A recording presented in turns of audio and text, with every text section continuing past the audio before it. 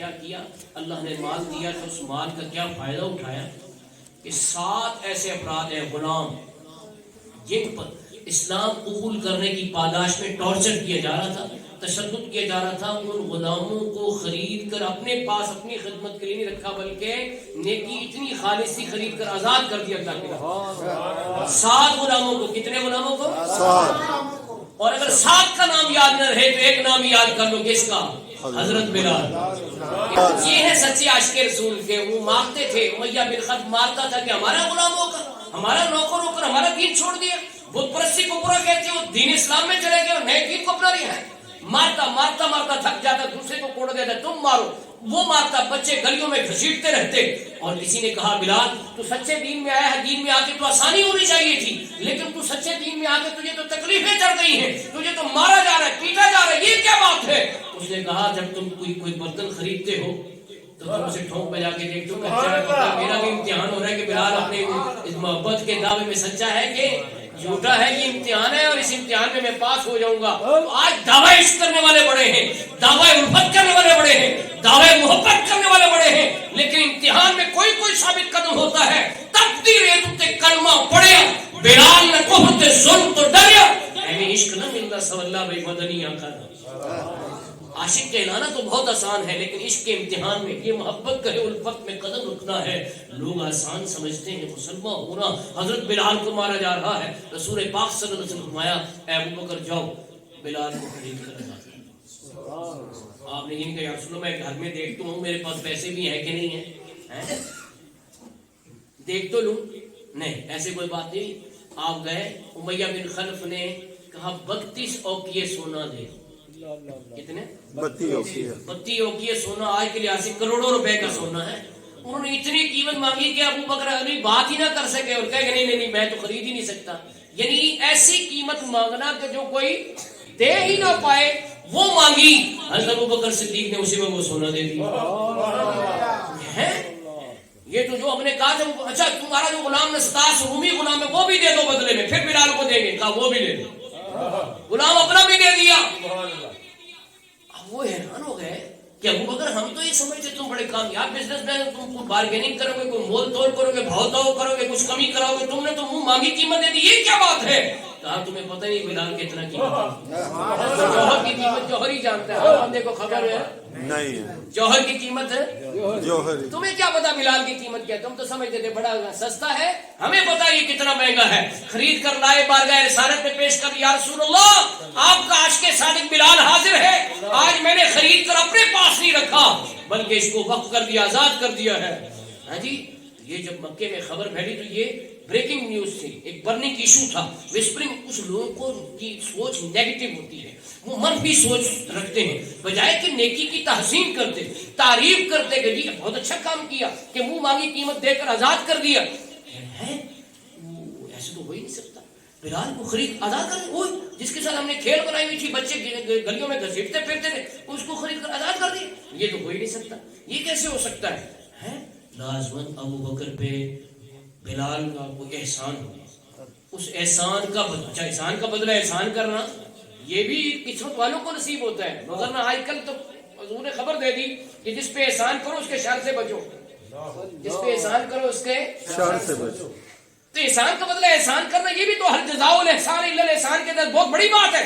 لیکن وہ negative thinking والے اس کو منفی بیان کر دیں. نہیں یہ تو ہو ہی نہیں سکتا کہ یار ایک غلام کو کوئی خریدے اور پھر آزاد کر دے منہ مانگی قیمت پر، اب بدلے میں اپنا غلام بھی لے لے. یہ تو پاسبل ہی نہیں، یہ تو ناممکن ہے. یہ باتیں کر رہے تھے. نہیں کوئی احسان کیا ہوگا اس کا بدلہ نہیں. ایسے تو کوئی کون کر سکتا ہے؟ یہ کوئی احسان کیا ہوگا. یہ باتیں کر رہے ہیں وہ زمین پر عرش سے وحی نازل ہوگی. اللہ نے شان بیان کر دی. 5 آیتیں سورۃ اللیل کی 30واں پارہ. کتنی آیتیں بھائی؟ 5. سارے بولو. سب بولیں گے تو میں آگے چلوں گا. کتنی آیتیں؟ 5 آیتیں. ایک آیت اگر کوئی توجہ سے سن لے، سمجھ لے، پڑھ لے، 100 نفل کا ثواب. جب 5 آیتیں پڑھی جائیں گی تو پھر کتنے نفلوں کا ثواب ہوگا؟ 500 نفل پکے. لیکن توجہ کرنا، ادھر ادھر نہیں دیکھنا. بچے عقل نہیں اچھے ہوتے وہ ادھر ادھر دیکھ لیتے ہیں. آپ میری طرف نگاہ رکھیں، پوری توجہ سمجھنے کی کوشش کریں. نہ سمجھے پھر پوچھ لیں. اللہ پاک نے قرآن کریم میں ان کا جواب دیا. حضور نے جواب نہیں دیا، اللہ نے خود جواب دیا. کہ تم کہہ رہے ہو کہ ابو بکر نے کسی نیکی کا بدلہ اتارنے کے لیے کام کیا ہے، نیکی کا بدلہ دینے کے لیے اس نے منہ مانگی قیمت پہ بلال کو خرید کے آزاد کر دیا. نہیں، فرمایا سنو، اللہ نے فرمایا وَسَيُجَنَّبُهَا الْأَتْقَى. اللہ پاک کا کلام سنو، سب سے بڑا پرہیزگار جہنم سے دور رکھا جائے گا. سب سے بڑا پرہیزگار، اور تمام مفسرین کا اتفاق ہے کہ یہاں اتقا سے مراد ابو بکر صدیق ہے. نہیں ہے اتقا، اس میں تفضیل ہے، سپرلیٹو ڈگری ہے، سب سے بڑا پرہیزگار. اور امام اہل سنت اعلی حضرت نے اس پر پوری کتاب لکھی ہے جس کا نام ہے الزلال الانقا من بحر سبقت الاتقا، عربی زبان میں.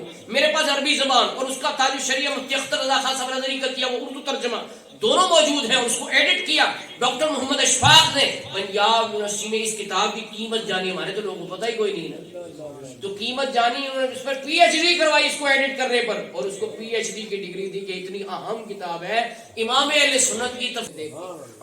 اصدق الصادقین سید المتقین، متقیوں کا سردار کون ہے؟ ابو بکر صدیق.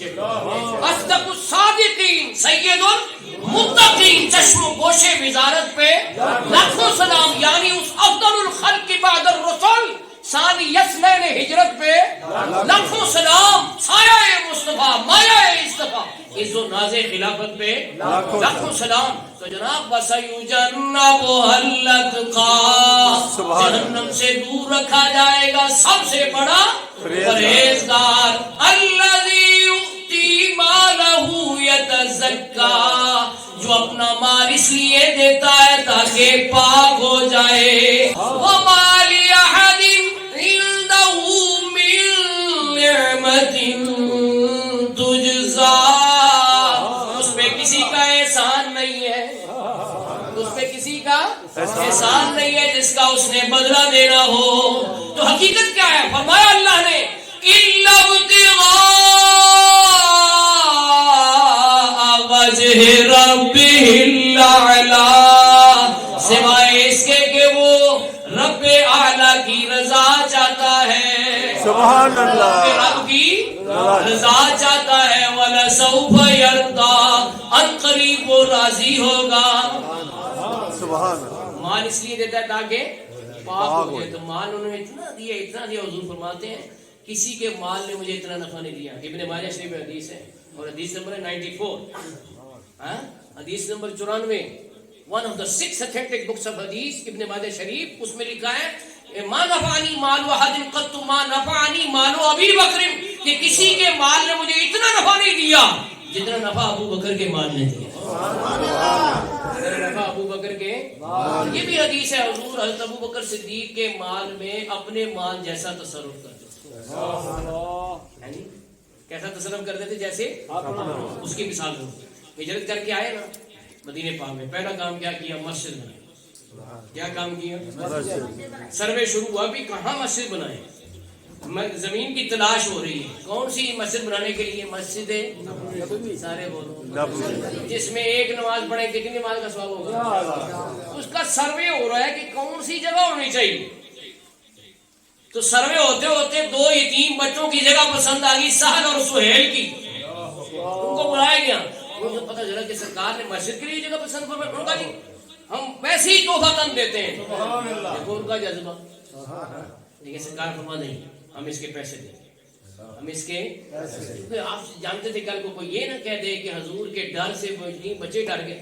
انہوں نے اپنی جگہ دے دی تو قبضہ کو روپی والے حوالہ نہ دینے لگ جائیں. سرکار فرما نہیں، ہم قیمت دیں گے. مارکیٹ کی قیمت لگی 5000 درہم. سرکار نے ابو بکر نکالو پیسے. ایسے جیسے آپ کریں، یہ نہیں کہ ابو بکر ہمارے پاس پیسے ہیں کہ نہیں ہے، یہ نہیں فرمایا. ابو بکر نکالو پیسے. انہوں نے پیسے دے دیے. مسجد نبی کی زمین خریدی گئی. وہ مسجد نبی جس میں مصلی رسول ہے، وہ مسجد نبی جس میں ریاض الجنہ ہے، وہ مسجد نبی جس کے پہلو میں حضور کا روضہ ہے، وہ مسجد نبی جہاں ایک نماز پڑھے تو 50,000 نماز کا ثواب ملے گا. یہ مسجد شیر ربانی ہے، اس میں ایک نماز جماعت کے ساتھ پڑھے 27 نمازوں کا ثواب ملتا ہے. مسجد نبی میں ایک نماز پڑھے تو 50,000 نمازوں کا ثواب ملتا ہے. اس مسجد کی تعمیر میں جس نے 1 روپیہ بھی دیا تھا قیامت تک اس کو کو ثواب اس کا ملتا رہے گا، جو بھی نماز پڑھے گا اس کو ثواب ملے گا. لیکن ذرا قربان جاؤ، ابو بکر صدیق کی نیکیوں کا عالم کیا ہے کہ جناب قیامت تک اس میں نماز پڑھی جائے گی، ہر نمازی کو 50,000 کا، اور سب کو ملا کر ابو بکر صدیق کو ثواب ملے گا. جگہ خریدی، اس کو کہتے ہیں ثواب جاریہ، کہ بندہ چلا بھی جائے اس کا ثواب پھر بھی جاری رہے، اس کی نیکیوں کا رجسٹر بند نہ ہو، اس کو کہتے ہیں ثواب جاریہ. تو حضرت ابو بکر صدیق اکبر کا مال ہے جس میں مسجد نبی خریدی گئی ہے. جب سرکار نے پوچھا گھر والوں کے لیے کیا چھوڑا، کہ جی گھر والوں کے لیے کیا رہنا تھا، سارا کوئی آپ کو دے دیا. یہ آج کل کی بولی یہ ہے، لیکن عشق کی بولی کچھ اور ہے، پیار کی بولی کچھ اور ہے، عقیدت کی بولی کچھ اور ہے. انہوں نے عرض کی یا رسول اللہ، گھر والوں کے لیے اللہ اور اس کا رسول چھوڑایا. علامہ اقبال نے اس کو یوں نظم کیا، سارے پڑھو ذرا جوش آ جائے گا. آج ان کی عرس کی رات ہے، جو جو ذکر کرے گا اس کو فیض ملے گا، دنیا بھری جائے گی. وہ سن رہے ہیں، سارے پڑھو. پروانے کو چراغ دو، بلبل کو پھول بس، پروانے کو چراغ دو، بلبل کو پھول بس، پروانے کو چراغ دو، پروانے کو چراغ دو، بلبل کو پھول بس، صدیق کے لیے ہے خدا کا رسول بس، صدیق کے لیے ہے خدا کا رسول بس، صدیق کے لیے خدا کا رسول بس، صدیق کے لیے ہے خدا کا رسول